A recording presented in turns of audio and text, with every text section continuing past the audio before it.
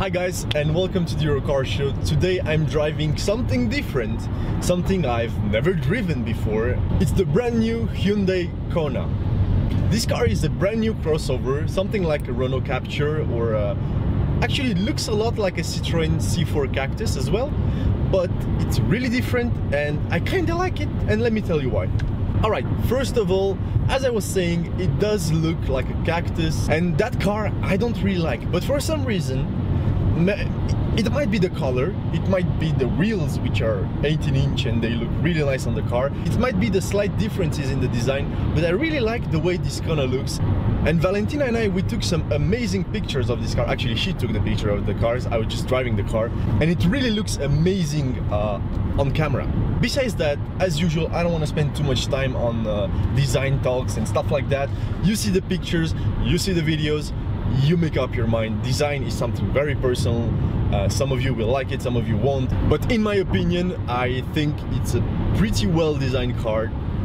It looks modern, it's something different, it's bolder than what I'm used to. Maybe a bit sportier as well. Maybe that's why I like it more than a Cactus or a Renault Captur, which are more conventional.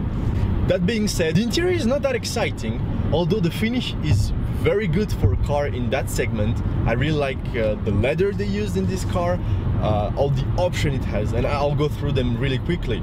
Starting with heated seats and heated steering wheel. You get very comfortable electronic adjustable seats, you get heads-up display, Apple CarPlay, and you know, all the goodies. So really this car, option-wise, is as well optioned out as a BMW 5 Series. The car is very spacious, although it might seem really small from the outside. You'll be able to sit 4 persons really comfortably.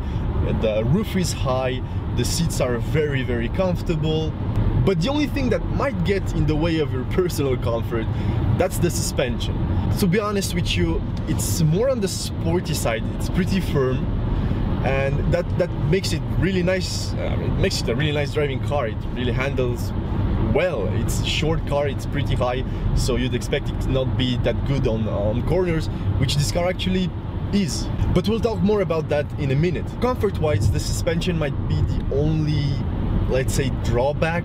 And space-wise, the trunk might be a bit smaller than the competition, but besides that, I'm really, really happy with the interior of this car. Again, for the segment and for the price tag, it's really a big thumbs up, in my opinion. That being said, I want to immediately move on to the specifications. This car comes with a 1-liter engine. Yes, just 1 liter, it's crazy. But it makes 120 horsepower because obviously it's turbocharged. It's a 3-cylinder, which I should have mentioned like just 10 seconds ago. It's a manual 6-speed front-wheel drive small crossover, so nothing special here, although the engine is quite punchy, to be honest. I was expecting this car to be a drag. I was expecting it to be super slow, and of course it's not fast, not even remotely fast, but it like moves. It's not heavy. I think that's because of the engine, which is really, really light, because, well, there's not much to carry on up front, and the suspension is firm, so that gives you like more of a sporty ride and a sporty feeling while driving the car. And the other thing I wanted to mention is, well, this being a small engine, you'd expect it to be pretty economical. And to be honest with you, it's not that economical, but it's not that bad. In numbers, it translates into about 8 liters per 100 kilometers average. But again, that's not driving the car super economically. I'm driving the car like it's supposed to be driven, I guess. So I'm accelerating from time to time. I'm gonna have some fun revving the engine a bit, and so on. So it's not economical driving, it's regular driving, my driving, and that's about what I'm getting as an average. Of course, on the highway, the consumption is better. It's under 7 if you drive it normally. And overall in town, because I tried my best to give you like a rather economical in town figure, because otherwise I was averaging like something like around 9. But if you drive it conservatively, you're going to get just a bit over 8. So that's why I said I put the average on the higher side, but depending on your driving style, you might get better numbers than I did. Now it's time for me to tell you how it felt to drive and how it felt to be behind the wheel of this car.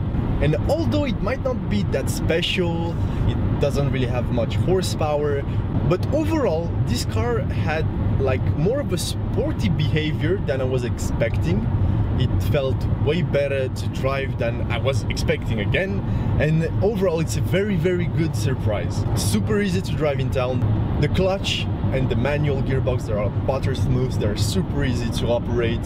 For someone who's never driven like a manual, this car would be awesome to learn how to drive stick. That's at least my opinion, because it's that easy to drive, it's that easy. And with all the features it has, like parking assist and camera and all that, and the fact that it's small, but you're sitting high, you have a commanding view of the road, all those factors make this car a very nice car to live with. Would I buy it? I don't know. Right now, this is a good option, but this is like the launch edition. You have 2 engine options. This is the less powerful, more economical one. You have a more powerful one which has over 170 horsepower. But apparently, starting next year, they're bringing 2 more engines, or even 3, I don't quite remember actually. It's 2 diesels, I think, and something electrical, like hybrid or something like that.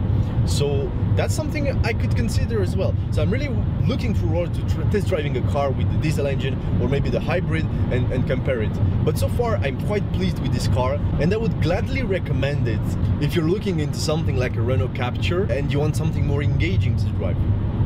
Alright guys, that was the conclusion to my video.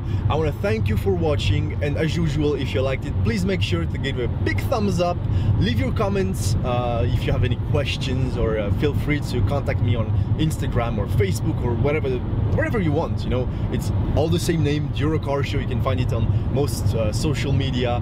I'll be there to answer, or Valentina will be there to, well, actually send me the question so I can answer it.